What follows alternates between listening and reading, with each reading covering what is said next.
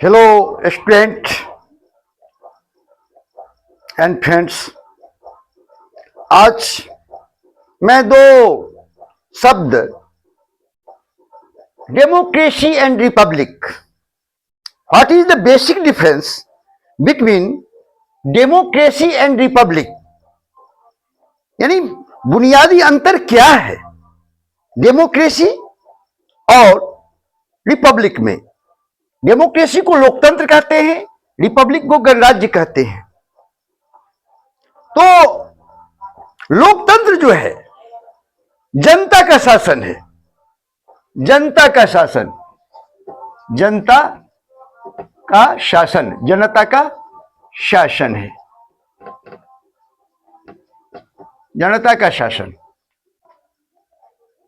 यानी मेजोरिटी का शासन है। यानी जनता का शासन ये दो पार्ट में होता है, majority, majority and minority, minority.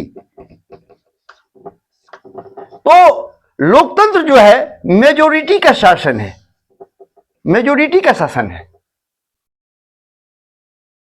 यानी जनता अपने मत का प्रयोग कर अपने रिप्रेजेंटेटिव को, प्रतिनिधि को भेजकर एक शासन व्यवस्था काम करती है, और विधायिका जो प्रधान होता है वह मेजोरिटी का होता है।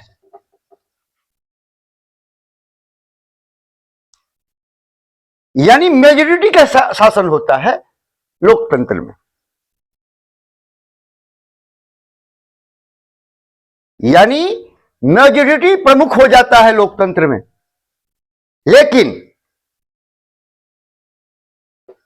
रिपब्लिक में कॉन्स्टिट्यूशन प्रमुख हो जाता है। कॉन्स्टिट्यूशन, कॉन्स्टिट्यूशन, कॉन्स्टिट्यूशन, संविधान।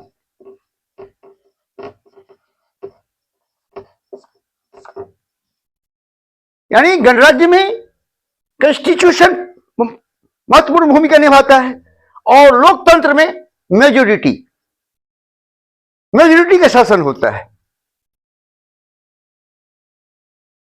अब गणराज्य जो है इसका जो राष्ट्राध्यक्ष होता है वो इलेक्टेड होता है। यहां राष्ट्राध्यक्ष नहीं होगा, यहां वंशानुगत। रिपब्लिक जो है, रिपब्लिक में राष्ट्राध्यक्ष जो है, राष्ट्राध्यक्ष, अध्यक्ष, जैसे प्रेसिडेंट हुआ, ये जो इलेक्टेड होते हैं, इलेक्टेड यानी वंशानुगत नहीं होते, ये निर्वाचित होते हैं, निर्वाचित, वंशानुगत। और यहां वंशानुगत होंगे, वंशानुगत एक माना हुआ है। यहां वंशानुगत नहीं होगा, यहां इलेक्टेड होगा, निर्वाचित होगा, राष्ट्राध्यक्ष निर्वाचित हो जाएगा।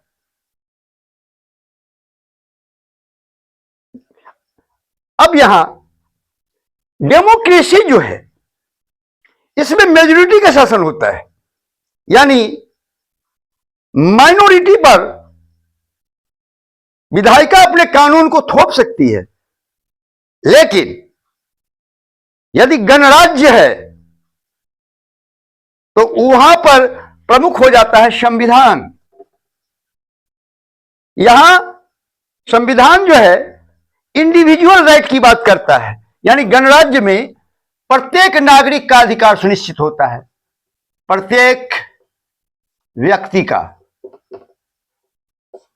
प्रत्येक व्यक्ति का अधिकार, नागरिक अधिकार, नागरिक अधिकार। यानी प्रत्येक व्यक्ति का नागरिक अधिकार सुरक्षित है गणराज्य में। जबकि यहां लोकतंत्र में मेजॉरिटी का शासन होता है, लेकिन अगर गणराज्य है तो माइनॉरिटी के, यानी जो माइनॉरिटी है, जो शासन में भाग नहीं ले रहा है, उसके इंटरेस्ट को भी देखा जाएगा। यानी प्रत्येक नागरिक का अधिकार सुनिश्चित है। और इसका पहरेदारी कौन कर रहा है? कॉन्स्टिट्यूशन, संविधान। संविधान सर्वोपरि है और राष्ट्राध्यक्ष निर्वाचित, राष्ट्राध्यक्ष निर्वाचित हैं और संविधान सर्वोपरि है। अगर कोई कानून विधायिका स्तर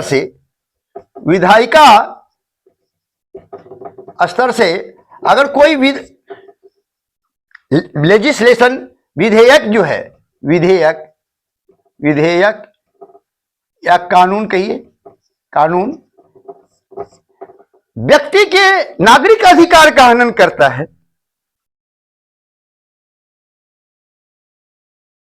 तो कॉन्स्टिट्यूशन में यह हक है कि यह विधेयक और कानून को देखा जाए कि यह कहीं अल्ट्रा वायरस तो नहीं है। अल्ट्रा वायरस का मतलब हुआ यह प्रत्येक नागरिक का जो अधिकार है, मौलिक अधिकार है, इसका हनन तो नहीं कर रहा है। क्योंकि यहां चाहे वो सत्ता पक्ष के लोग हों या विपक्ष के हों, मौलिक अधिकार सबके प्रोटेक्टेड होंगे। और इसका प्रोटेक्शन कहां से हो रहा है? कॉन्स्टिट्यूशन से। यानी गणराज्य में कॉन्स्टिट्यूशन सर्वोपरि होता है। कोई भी कानून जो होगा उसका अल्ट्रा वायरस तो नहीं है, और वायलेशन है तो नल एंड वॉइड हो जाएगा और नागरिक अधिकार की सुरक्षा होगी। और दूसरी बात, राष्ट्राध्यक्ष जो होगा इलेक्टेड होगा, वंशानुगत नहीं होगा।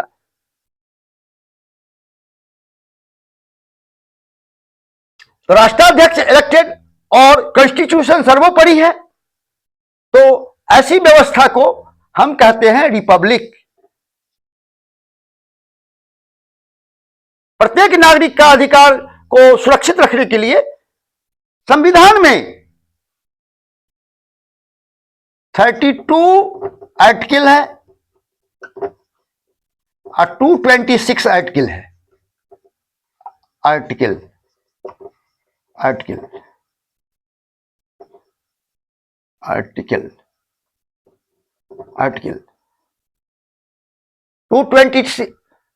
आर्टिकल, इससे हम सुप्रीम कोर्ट देख सकते हैं। और ये 226 जो है ये हाई कोर्ट, प्रत्येक राज्य में हाई कोर्ट है। हाई कोर्ट, ये हाई कोर्ट में ये जो आर्टिकल है, यह माइनॉरिटी जो भी है, जो सत्ता पक्ष में नहीं है, उसके अधिकार को भी सुरक्षित करता है। यानी यहां विधायिका सर्वोपरि नहीं है। यानी विधायिका जो है, लेजिस्लेचर की सुप्रीमेसी नहीं है, कॉन्स्टिट्यूशन की सुप्रीमेसी है।